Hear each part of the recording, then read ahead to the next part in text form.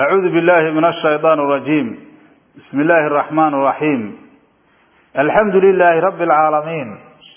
والصلاة والسلام على أشرف الأنبياء والمرسلين سيدنا ونبينا محمد وعلى آله وصحبه وسلم أجمعين. قال الله تعالى في كتابه العزيز: قد أفلح من تزكى وذكر اسم ربه فصلى. صدق الله العظيم. ولا ليال waxaanu ku dhex jirnaa duruusteeni ramadaaniyada aheeday horeyna sidaan maaragtay u soo qaadanay darsigeeni 28aad zakaatul fitriga qayb kamida oo xagga wujuubkeeda iyo maaragtay waqtiga ay waajibayso iyo qofka ay ku waajibayso shuruuda la doonayo iyo ahkaamul khamsaheedii iyo faradnimadeedii xadiiskii maaragtay ka waramayo inuu soo qaadanay waxaanu hadda maaragtay qaadanaynaa حديثكي وحان لنا قيبتي لباد او زكاة الفطرة قيبتان لبادنا وحي نغنيسا قدر كالله بحنايو قدر كالله بحنايو زكاة الفطرة وسوس واي هل سوس او مركاسي هدي لسي كالقادة افر مضالة اما افر كومب اما افر شوط سيدا لو يقانو وهدان سوس كلا واي سوس وحوي 4 امداد واي وافر مد اما افر كومب اما افر شودود sida markaas cod walba ay u taqaano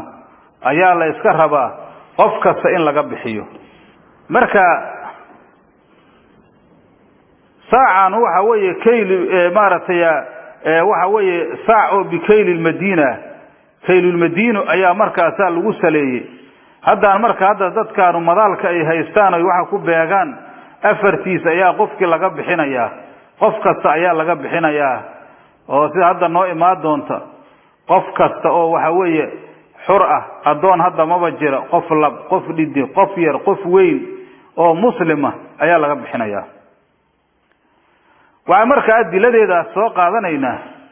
xadiis laga wariyay Abdullah ibn Umar saxaabiga jaliilka radiyallahu anhu ma waxa uu dhahay asaguna فرض رسول الله صلى الله عليه وسلم زكاة الفطر صاعا من تمر أو صاعا من شعير على العبد والحر والذكر والأنثى والصغير والكبير من المسلمين، وأمر بها أن تؤدى قبل خروج الناس إلى الصلاة. وهذا الصحابي الجليل كان عبد الله بن عمر رسولك عليه الصلاة والسلام فرض يلي زكاة الفطر أي فرض يلي درسينا هرنا مارتيا او عبد الله بن عباس سغنا سدا سو كلو فرض رسول الله صلى الله عليه وسلم زكاة الفطر ايو اهي marka halkaan wuxuu sii tilmaamaya qadarka la bixinayo darsigeena hore xadiiska ku jirane xigmada loo bixinayo ayuu ka hadlayay hadda kiyo lagu soo lama celiyo maahan waxa uu dhahay ibn Umar rasuulku kaleey salaam wuxuu farad yeelay زكاة الفطر أيو فرض يلي قدر كلا بحاي بحوياي ساعا سوس أو فرض يلي أو من تمر تمرة أو أنبس ساعا سوس أو من شعير سرهنة على العبد أيوك فرض يلي أدونك يو الحر قفك حركة والذكر قفك لب والأنثى قفك ديدي والصغير قفك ير والكبير قفك وين او من المسلمين مسلمين تاهودا وهذا مركز سدا سودا وها مركاسي نبي عليه الصلاه والسلام وفرض يلي سوس او تمره ان لا بخيو اما سو حويه شعيره هذا انتاس وحويه waxa noo imaan doona xadiis kale oo markaas riwaayada kale intood xadiiskana hadda intaas uu soo qaatay ama waxa weeye zabiibaha imaan doonto ama aqida maarataya ama maarataya waxyaabaha ta imaan doona waxa hadda marka la isku soo aruuriyo xadiis waxa jira asaguna min qaalibi quuti baladihi ah oo baladka uu joogo quudka qaalibka ka hoos sida qaalibka laga cuno ayaa markaas soo bixinaya marka hadda waqtigaas ayaa waxa taagnay waxay ahayd quutul qaalibku waxa ahay timirtaas iyo maarata hadda shaciirtaas hadda laakiin hadda anaga wadankeena تمر وحوي قوت الغالب كما أهن وهذا سوس تمر هذا إن الله بحش كو أنصح مايس شعير كلفت الكيس هذا أنك كم أنصحيس معايا الحديث كان وحا مركز قيدة أيه حديث كلام توض أو نوع إيمانية أو وحوي من غالب قوت بلده بلد كوجود قوت الغالب كيس وحي سبب بدن لقعنه أيالا في راية مركز وحا تاجن أو قوت الغالب كأيالا في راية هذا أنك الصومالي هذا أنه قول والبمرك لفيش قوت الغالب كلقعناه وحوي قليدة إيه بريس كقوت الغالبة dhulka baadiyaha asaga laftirkeeda waxa dhici karta masagadu inay quutul gaalib ay ka noqoto oo dadka haday midalan hadda masagada ay cunaan masagada haday cunaan moordiga saa ay quutul gaalib oo asaga ay ku bixinayaan laakiin hadda midalan magaalooyinka oo kale sida hadda magaalada Muqdisho oo kale waxa laga yaabaa in hadda dadku markaasi moordiga ay san cunin oo ina masagada saas u cunin ويسن قوت الغالب وهين لكن وحا أي عنان وهذا رسمي ودنك سمرك لغا في شيء عنايان وحا وي بريسك إيوه قليد واي معايا لو حابة بريسك استعمال كيسا بدا وحا هذا بريسك لفت كيسا مركا وحا وي مركا هذا اللي سوى كذا يصير كيال وحسابا لكن مركي الزكاة أي تاي سوسا لبحنايا أفر مد أو بريسة وبحنايا marka kiila ma fi hadii laakiin kiilada hadda lagu ogaado afartaas mud inta ay hadii wasan kiila la sameey ee la afhay la ogaado ee saas lagu bixinayo wax dhibaato ma laha laakiin waxa uu qaadanayaa koombo uu qaadanayaa markaas uu beegaya markaas uu afar mud ayuu markaas uu beegaya hadii kale intood galeyda markaas ayuu bixinayaa galeyda sida qaalibka galeyda la cuno galeyda sida qaalibka waa la cunaa ayadana maxaa yeelay hadii beledkaas haday dhowr quud oo yaalo mid walbana isku sina loo wada isticmaalo midki markaas uu soo gaaro ama markaas asaga u sahlanaas kaasoo bixinaya marka hada beledkan aba bildaanta ku dhow waxa markaas loo isticmaal badan yahay ama si isku sima loo isticmaalaa bariiska iyo galeyda ayaa loo isticmaalaa marka hada ayaga soo bixinaya qaadquutul gaalibka sidaas ayuu bixinaya marka hada waxaana laga rabaa qof kasta laga rabaa darsigeena horaan ku soo sheegnay qofka waxa la rabaa inuu ramadaan oo qayb ka haysto shawaalna uu qayb ka haysto wixii markaas ramadaan intii la soo joogay ramadaanka intii la soo joogay wixii sidaas oo markaas waxa weeye ramadaan dhexdiisa ku tagay maalinta ugu dambeysaba Allah ka dhigay wax zakaatul fitr laga doonayo ma jirto qofkii markaas bisha shawaal markii ay dhashane asagana zakaatul fitr laga rabo qofka waxa la rabaa daraf oo markaas ramadaan kamida inuu haleelo ya daraf shawaal kamida inuu haleelo maalinta ramadaan ugu dambeysay saacada ugu dambeysay ilmuhu haday dhashaan ee shawaal soo baxo waxa weeye zakaatul fitr laga bixinaya معايا النبي هؤلاء عليه الصلاة والسلام على الحر على العبد والحر والذكر والأنثى هؤلاء قفك اللب قفك ديدك قفك ير المهير يقفك وينو دعده مركز هذا النبي هؤلاء من المسلمين هؤلاء قفك وحاشات إنه مسلم يعني قفان مسلمين زكاة الفطر لقب حماية مركز هذا زكاة الفطر واجبة عند الأئمة الأربعة أي ماذا أفرتا أكتوذا قفك صو مسلم أو لب أو ديدك أو ير أو وين أو حرة أو عبدية إن لقبح قفك سبق مال هالدولية مال كيسا لقبح هنايا هديك لأن قفك النفقديس يكون واجب تياب هنايا الدون هذا موجره هدي أو جرنا سيد كيسا بحنايا قفك السنة هذا نوي حديثك ونوه شيء سوس أيالا بحنايا وأفر مدوي ساسا مركا سالي يليا أما هذا مركز مدكها تاديله وهي 4 حفنات وهي أفر حبسن أو مركز قف كف كيسه معتدل وهي على عشيسه لقوا بيجاي أيالا بحنايا هذا نوع حال بحنايا سوس كاس استجوا حبضة oo markaas asagoo badar oo daqiiqa la marhabo daqiiqa hatta culumada qaarkood waxay dhaheen qadarkiisa hadii la og yahay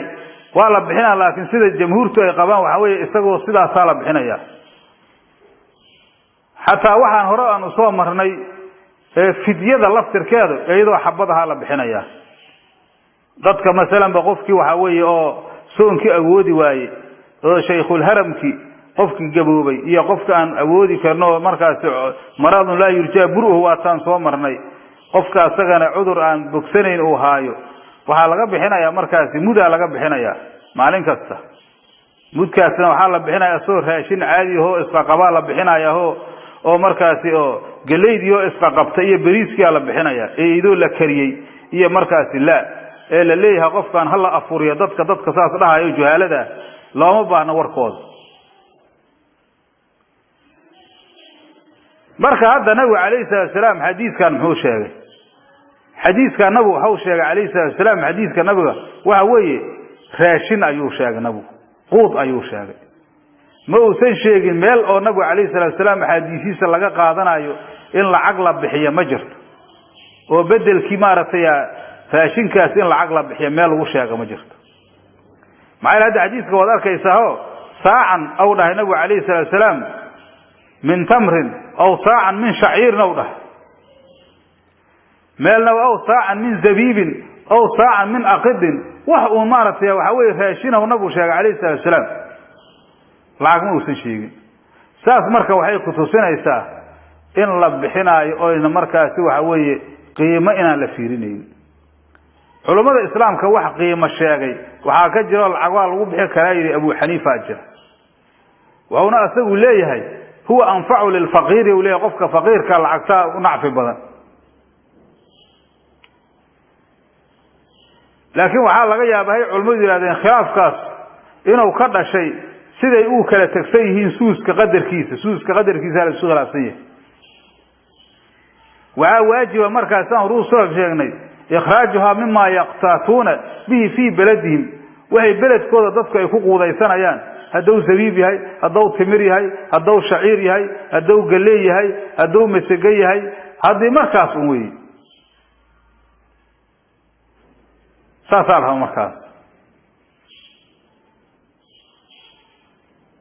مركز سيداس ويو وحال الروا إن مركز إلا بحيه أسدو راشين إلا بحيه إيا لدونيه وحيابها كالانتوضو مركز إلا شيقاي مركز مجرد حديث كذا مركان سيدا ما يسرنا وهو عبد الله بن عمر وأمر بها أن تؤدى قبل خروج الناس إلى الصلاة رسولك عليه الصلاة والسلام هو أمري إن لبحي زكاة الفطر ضدك انت يسان صلاة أبحين كهر قبل خروج الناس إلى الصلاة ضدك انت صلاة أبحين ساسا مركا ساء وناسوي وي هذا مركز أحكام الخمسة هينادى الدرس جينا هرانكو صوشي وايه مركز نبو هو أمري إلا بحيه قبل خروج الناس إلى الصلاة صلاة انت عندك صوبحن أو الصباح ظهر مركز انت عن صلاة عيد لسوء آذن المركز ضدك فقراء على الصيف هذا ضدك وحيليه دباتوين وحائس كجراء إن ساعدت مركز قفك عيدي أسوء صد ديارنا إلا العيد سيدا هذا عن درس دروسين أساس أتوقع عن دونه هذا عيد الفطر تاي وحال ربا إن لو دقدقاء يا لهبا ما يوحان إيه لعيد إن لو دقدقاء لا مرحبا لكن وحاوي waxa loo degdegay ciidul adha weeye marka ayada waxa la rabaa in dadku uu isticdaad inuu sameeyo la rabaa waxba ayada degdeg loo maro ciidul fitriga haday tahay hadan ugu soo socoto laakiin saas ay tahay dadku waxay leeyihiin ama la arkaya qofkii inuu salaadi isticdaad uu sameeyo iyo masaajidkii aadowgiisa salaadi waxa suurtagal ah inuu markaas masaakiinta waqtigaas sidoo ula kulma ay ku adkaato هذا يسافر مركز waxa u banaan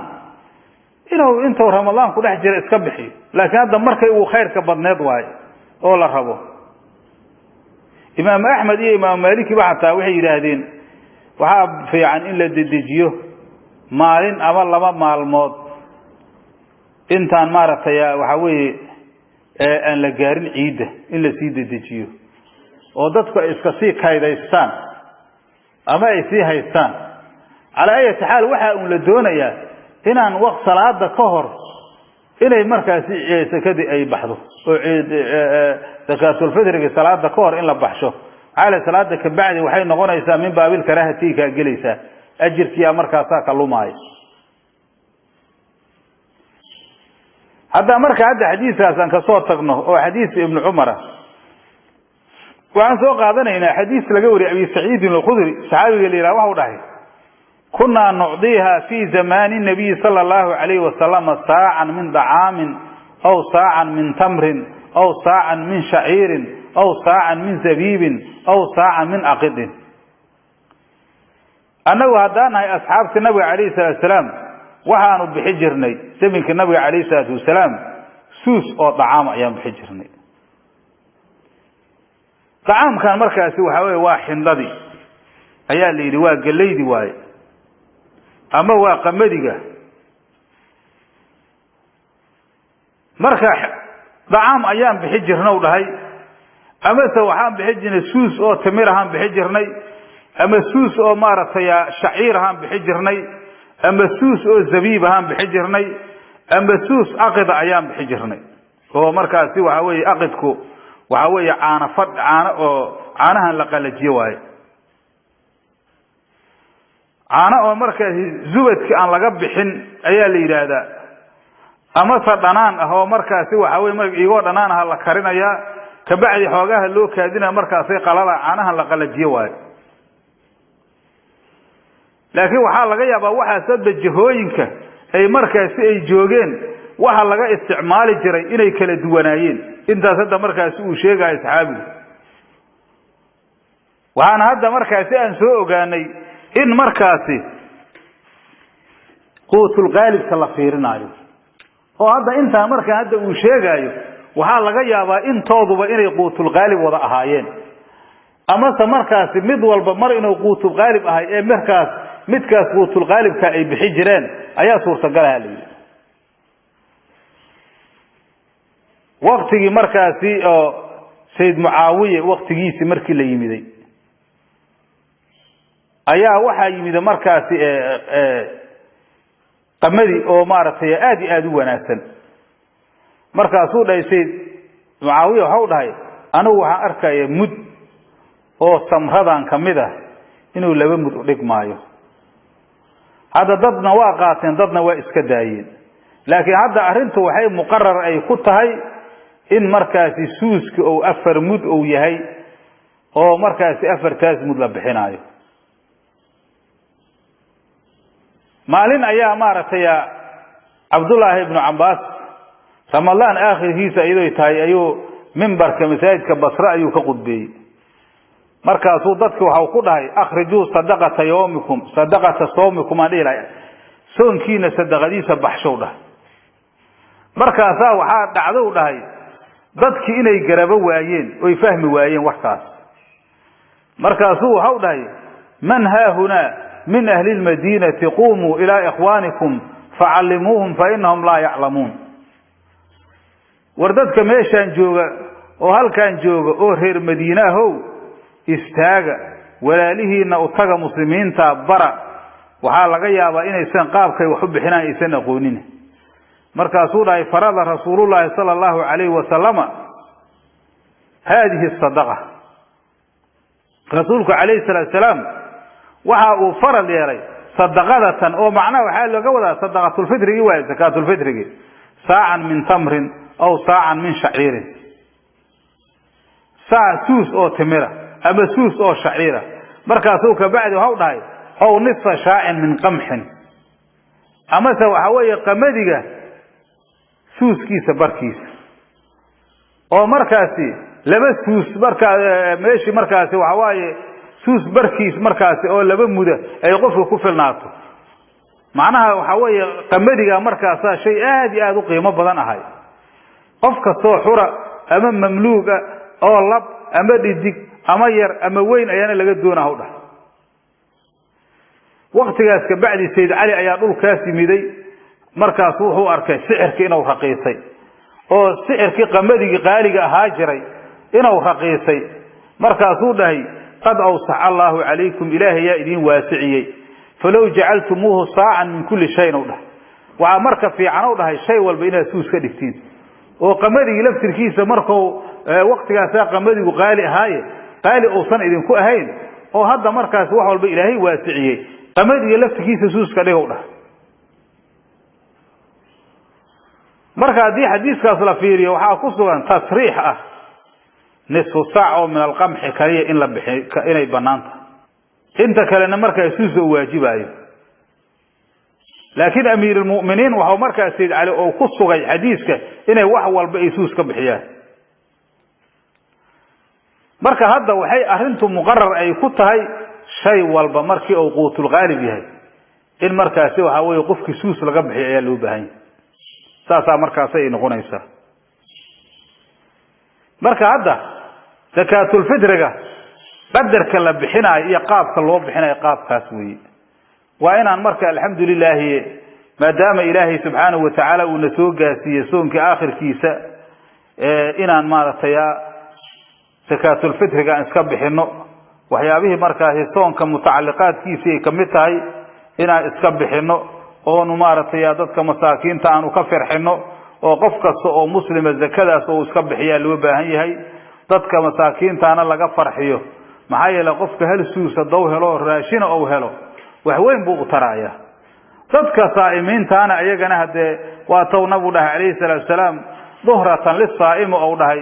min al-laqwi war-rafasi oo dhahay qofka saa'imkaasna asna faa'iido ugu jirta marka qofkii miskiinka ahina waa faa'iideysanaya qofkii saa'imka ayo waxaysa asaguna waa faa'iideysanaya adoomanka ilaahi ayaa Allah subhanahu wa ta'ala tafadul ilaahi isugu sameeyay inay ayagu markaas ay dhexdooda is anfacaan ayaa ilaahi faray marka in adoomanka lagu tafadulaa loo baahan yahay insha Allah ta'ala ramadaankiina si wanaagsan oo sharaf leh ilaahi uu noogu dhameeyo oo ajirkiisa aan waafaqnaa ilaahi ka rajeeyna marka darsigeeni 29 intaas ayuu noogu egyahay wabillahi tawfiiq wa salaamu alaykum wa rahmatullahi wa barakatuh